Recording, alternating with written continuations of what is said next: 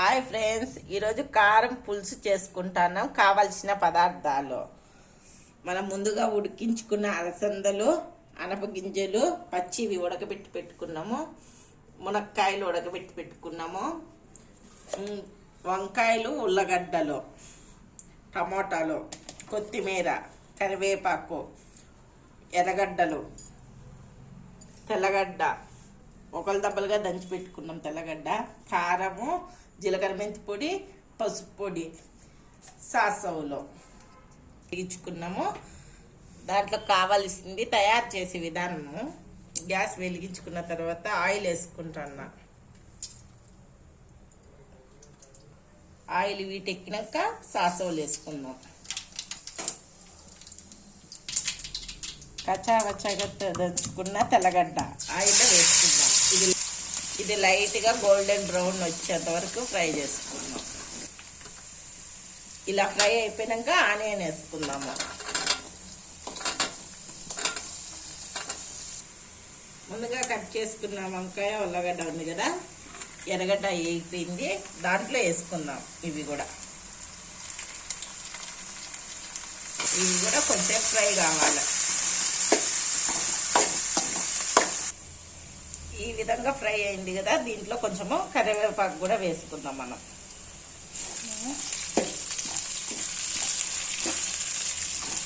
ఈ విధంగా అన్నీ ఫ్రై కావాలి.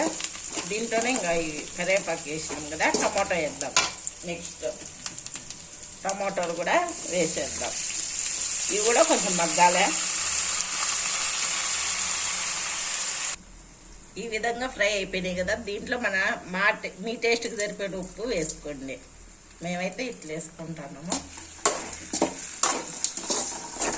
ఆ తర్వాత కొంచెం పసుపు పొడి వేసుకుందాం. ఒక స్పూన్ పసుపు పొడి కూడా వేసుకుందాం దీంట్లోనే. ఆ తర్వాత కారపొడి, జీలకర్ర మెంతి పొడి కూడా వేస్తాను. టేస్ట్కి సరిపోయినంత బాగా మిక్స్ చేసుకుందాము. కలుపుకుందాం బాగా.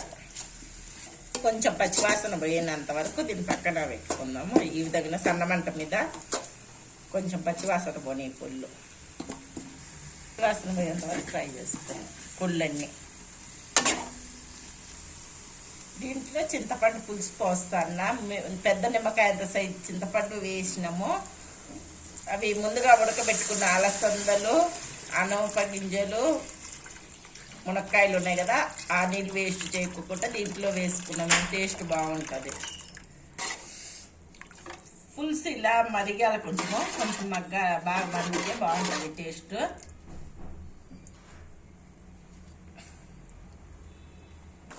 పులుసు ఈ విధంగా మరిగింది కదా, దాంట్లో మనం ముందుగా ఉడికించుకున్న అలసందలు, అనపగింజలు కూడా వేసుకున్నాం. దాంట్లోనే ముందుగా ఉడికించుకున్నాం మునక్కాయలు కూడా వేసుకుందాం.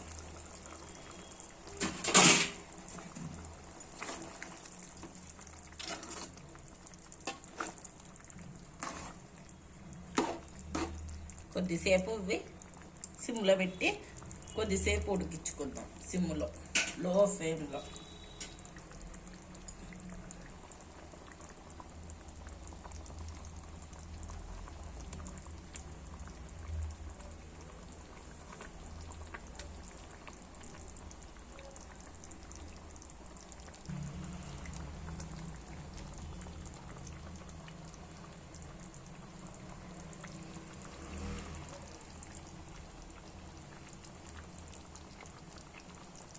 ఉడికిపోయింది కదా, కూర రెడీ అయిపోయింది. లాస్ట్లో మనం కొత్తిమీర వేసుకుందాం. దీంట్లో కొత్తిమీర వేసుకొని స్టవ్ ఆఫ్ చేసుకోవడమే. మనం ముందుగా రెడీ చేసుకున్న కూర ఉంది కదా, ఇప్పుడు టేస్ట్ చేసి చెప్తాం మీకు ఎలా ఉందో.